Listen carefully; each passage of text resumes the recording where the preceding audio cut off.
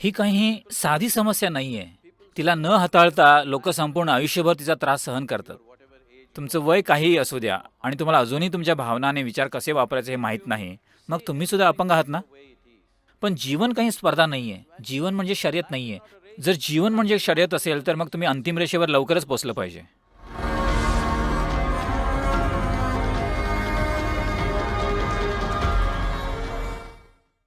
मी खूप वेळा अशा परिस्थितीत असते जेव्हा मी स्वतःवर खुश नसते. मी माझ्या क्षमता, माझं यश आणि अगदी माझ्या दिसण्याची सुद्धा इतरांबरोबर तुलना करते आणि मला वाटतं ते एक कारण आहे माझ्या आत्मसन्मानाच्या कमतरतेचं. तुम्हाला काय वाटतं? मी माझ्यात आत्मसन्मान कसा निर्माण करू? स्वतःबद्दलच्या द्वेषातून मुक्त कसं होऊ? तर हा आत्मसन्मान, हा आत्मविश्वास, या सर्व गोष्टी दुर्दैवानं त्यांना प्रचंड किंमत आहे या ग्रहावर. काय गरज आहे तुम्हाला सन्मानाची? का हवाय तुम्हाला सन्मान? सन्मान हवाय कारण तुम्हाला कुणापेक्षा तरी नेहमीच किंचित वरचढ असायला हवंय. दुर्दैवानं आपल्या शिक्षण प्रणाली तशा बनवल्या गेल्या आहेत, अगदी बालवाडीपासून. कोण पहिलंय, कोण दुसरंय, कोण तिसरंय आणि तुम्हाला पहिलं यायचंय. म्हणजे तुम्हाला तेव्हाच आनंद आहे जेव्हा इतर प्रत्येकजण तुमच्यापेक्षा कमी आहे.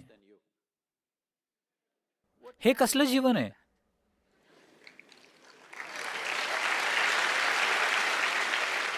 का आपण आपल्या जीवनाची रचना अशी करतोय की जेव्हा सगळ्यांचं वाईट चाललेलं असेल तेव्हा मला छान वाटेल?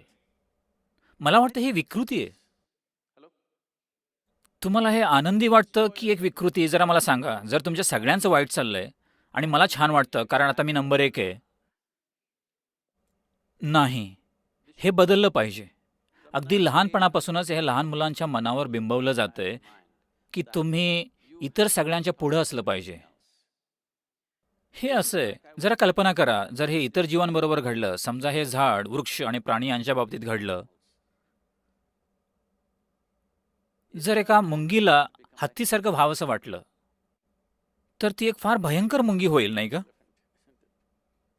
समजा एका आंब्याच्या झाडाला नारळाच्या झाडासारखं व्हायचंय. ते एक भयंकर आंब्याचं झाड होईल, कारण एकच फांदी अशी येईल, त्यातून काहीच आंबे येणार नाहीत. आंब्याचं झाड हे असं आहे, नारळाचं झाड तसं आहे. ते तसंच असलं पाहिजे.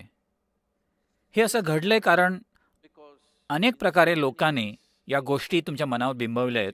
चांगलं काय आहे, वाईट काय आहे, उच्च काय आहे, नीच काय आहे, वर काय आहे, खाली काय आहे. यामुळे तुम्ही कधी लक्षच दिलं नाही जीवनाच्या प्रत्येक पैलूकडे. म्हणजे कदाचित तुम्ही एचआरचे लोक, वकील, तुम्ही कोण आहात? Huh? Oh, अकाउंटिंगचे लोक. तुम्ही कधीच या गोष्टींकडे लक्ष दिलं नाही. मी पुष्कळ वेळ घालवलाय सर्व प्रकारच्या जीवांचं, मुंग्या, नाकतोडे, आळ्या या सगळ्यांचं निरीक्षण करण्यात. जर तुम्ही निरीक्षण केलं, समजा एका मुंगीचं किंवा त्यापेक्षा काहीतरी थोडं मोठं, समजा एक नाकतोडा, तो जरा पाहायला सोपा आहे. तुम्ही त्याच्याकडे काळजीपूर्वक पाहिलं. ज्याने कोणी या नाकतोड्याला तयार केलं, त्यानं त्या नाकतोड्याकडे तितकंच लक्ष दिलंय जितकं याकडे दिलं गेलंय. जरा लक्ष देऊन बघा. जेव्हा सृष्टीच्या निर्मात्यानं सारखंच लक्ष दिलंय एका मुंगीकडे आणि तुमच्याकडे, तेव्हा हे विचारणारे तुम्ही कोण की एक मुंगी निकृष्ट आहे आणि तुम्ही कोणीतरी श्रेष्ठ मनुष्य आहात?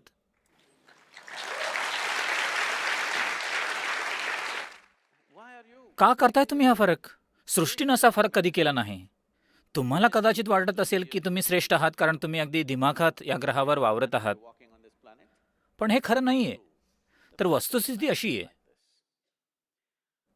हे बघा, जर सगळ्या आळ्या या ग्रहावरच्या आत्ता या क्षणी त्या सगळ्या मेल्या, सगळ्या आळ्या, साधारण 12 ते 18 महिन्यात या ग्रहावरील सर्व जीवसृष्टी नष्ट होईल. सर्व काही तुमच्या माझ्यासकट. समजा सर्व किडे आज मेले, तर साधारण 2.5 ते 4 वर्षात सर्व जीवन नष्ट होईल. पण जर सगळी माणसं मेली, तर हा ग्रह समृद्ध होईल.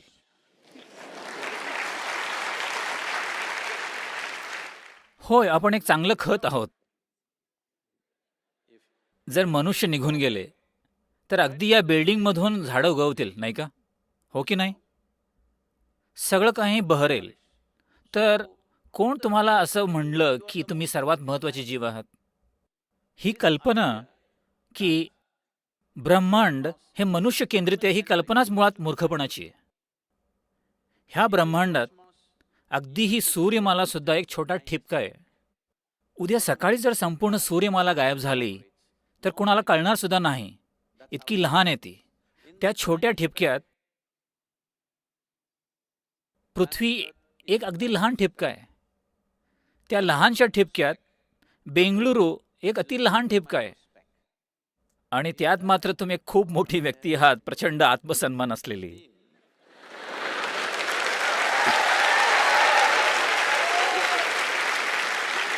ही काही साधी समस्या नाही आहे. तिला न हाताळता लोक संपूर्ण आयुष्यभर तिचा त्रास सहन करतात.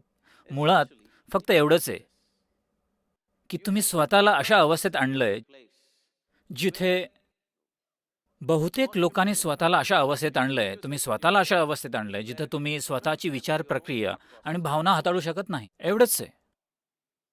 50-60 वर्षांच्या लोकांना बघा, त्यांना अजूनही कळलेलं नसतं त्यांच्या भावना आणि विचारांना कसं हाताळायचं. या मूलभूत क्षमता आहेत. कधी शिकणार आहात तुम्ही तुमच्या भावना आणि विचारांना हाताळायला? समजा तुम्ही 20 वर्षांचे आहात आणि तुम्हाला अजूनही तुमची बोटं कशी वापरायची हे माहीत नाही. लोक तुम्हाला अपंग म्हणतील, नाही का? तुमचं वय काहीही असू द्या आणि तुम्हाला अजूनही तुमच्या भावना आणि विचार कसे वापरायचे हे माहीत नाही, मग तुम्ही सुद्धा अपंग आहात ना?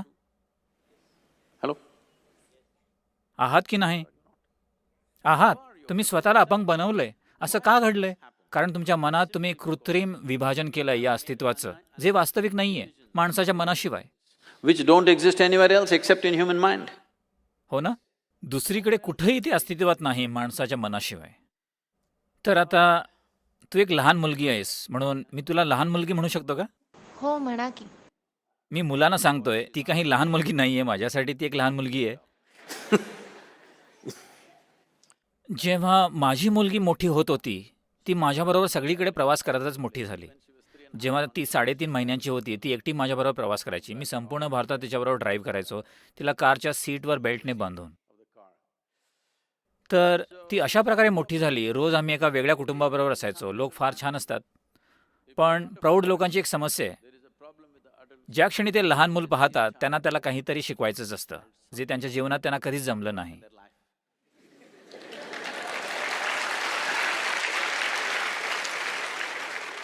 तुम्ही हे पाहिलं पाहिजे. ही इच्छा इतकी सक्तीपूर्ण असते. ज्या क्षणी ते एखादं लहान मूल पाहतात, त्यांना त्याला काहीतरी शिकवायचंच असतं, त्यांना शिकवायचंच असतं. म्हणून मी एक नियम केला. तुम्ही तिच्याबरोबर हवं तेवढं खेळू शकता, तुम्ही तिच्याशी बोलू शकता, पण कुणीही तिला काहीही शिकवायचं नाही. पण सद्गुरू, मग ती काही शिकणार नाही. ABC निदान 1, 2, 3 तरी. मी म्हणालो, काही 1, 2, 3 नाही. मग ते म्हणाले, तिला अगदी तिची बोटं सुद्धा मोजता येणार नाही. मला काही काळजी नाही त्याची. जोपर्यंत तिला तिची बोटं कशी वापरायची हे माहिती आहे, जरी तिला बोटं मोजायचं माहीत नसलं, मला काही फरक पडत नाही. तिला वाटलं तिला लाख बोटं आहेत, मला काय अडचण आहे? पण त्यांना 1, 2, 3 ABC Mary had a little lamb शिकवायचंच असतं. मी म्हणालो, मला काही फरक पडत नाही मेरीकडे लॅम्ब आहे की नाही. तुम्ही तिला काहीही शिकवायचं नाही. तर तिला कुणीच काहीही शिकवलं नाही. ती सगळं काही ऐकायची. कारण जर तुमच्याकडे शिकवायला काही नसलं तर तुम्हाला त्या माणसाला एक समान वागवावं लागतं. तर ती मोठी झाली. जेव्हा ती 2.5-3 वर्षांची होती, तेव्हा ती 700 ते 800 नावं लक्षात ठेवून बोलू शकत होती. सर्व प्रौढ व्यक्ती, तिला वाटायचं ते सर्व तिचे मित्र आहेत. कारण सर्वजण तिच्याशी ती प्रौढ असल्यासारखं बोलायचे. आणि मी तिला कधी शाळेत नसतं घातलं, पण माझा दिनक्रम अगदी वेडावून टाकणारा होता आणि मला तिला एका शाळेत घालावंच लागलं. जेव्हा ती 12-13 वर्षांची होती, एक दिवस ती शाळेतून घरी आली आणि शाळेत काहीतरी झाल्यामुळं ती जरा विचलित झाली होती. ती आली आणि म्हणाली, तुम्ही सगळ्यांना पुष्कळ गोष्टी शिकवता, पण मला काहीच सांगत नाही. मी म्हणालो, हे बघ, मी कधीच कुणाला न विचारता शिकवत नाही, पण आता तू इथं आलीस तर बस खाली. तुम्हाला फक्त एवढंच शिकायचं आहे, कधीच कुणाला उच्च लेखू नकोस. तिनं माझ्याकडे असं पाहिलं, तुम्हालाही नाही? मी म्हणालो, खास करून मला, कारण ज्या क्षणी तू मला उच्च म्हणून पाहतेस, तू याला पूर्णपणे मुकशील. जर तुम्हाला मी जसा आहे तसं पाहिलंस तर याला पुष्कळ किंमत आहे. जर तुम्ही मला उच्च म्हणून पाहिलं तर तुम्ही काय कराल? कदाचित माझा फोटो घ्याल आणि भिंतीवर टांगाल, जसं तुम्ही जगातल्या इतर अनेक मौल्यवान व्यक्तींना टांगलंय. तुम्ही फक्त मी जसं आहे तसं पहा. कधीच मला उच्च समजू नका आणि कधीच कुणाला खालच्या दर्जाचं समजू नका. एवढंच आहे. कशाकडे उच्च म्हणून पाहू नका, कशाकडे खालच्या दर्जाचं म्हणून पाहू नका. जर तुम्ही सगळं काही जसं आहे तसं पाहिलं तर प्रत्येक गोष्टीला प्रचंड किंमत आहे. प्रत्येकाच्या जीवनाला एक स्थान आणि एक किंमत आहे, नाही का? प्रत्येक प्राणीमात्राला किंमत आहे. आपल्याला याची जाणीव नसल्यामुळे किती गोष्टी आपण नष्ट केल्यात या जगातल्या. फक्त आपल्याला वाटतं की हे मौल्यवान आहे, हे मौल्यवान नाही आहे. इथं असं काहीच नाही आहे जे मौल्यवान नाही आहे. प्रत्येक गोष्टीला तिची किंमत आहे. कदाचित तुम्ही ते पाहू शकत नाही. तर स्वतःला असं बनवू नका की तुम्ही विरुद्ध बाकीचं जग. ही फार वाईट स्पर्धा आहे. तुम्हाला एक नंबर व्हायचं आहे या ग्रहावर. ते फार भयंकर ठिकाण आहे मग. सर्वजण तुमच्या खाली आणि तुम्ही वर. ही असण्याची चांगली जागा आहे का? मला वाटतं ती एक विकृत जागा आहे. ही वृत्ती सतत एखाद्याच्या पुढे असण्याची ही जायला पाहिजे. हो, गंमत म्हणून खेळांमध्ये तुम्ही स्पर्धा करता ती वेगळी गोष्ट आहे. पण जीवन काही स्पर्धा नाहीये. जीवन म्हणजे शर्यत नाहीये. जर जीवन म्हणजे शर्यत असेल तर मग तुम्ही अंतिम रेषेवर लवकरच पोहोचलं पाहिजे.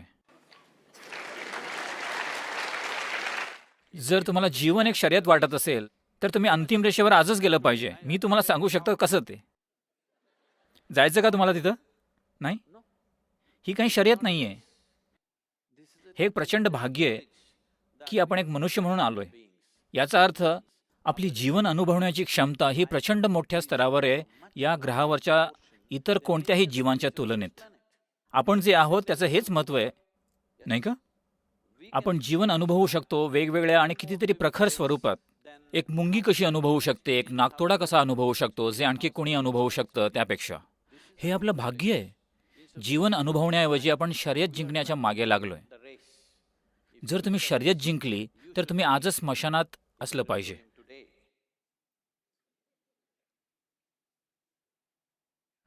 तुम्हाला कसल्याही आत्मसन्मानाची गरज नाहीये. या संस्कृतीमध्ये जर तुम्हाला माहीत नसेल तर कदाचित असे काही लोक असतील ज्यांची अशी नावं असतील. एक रामदास असेल, एक कृष्णदास असेल, एक आणखी काही.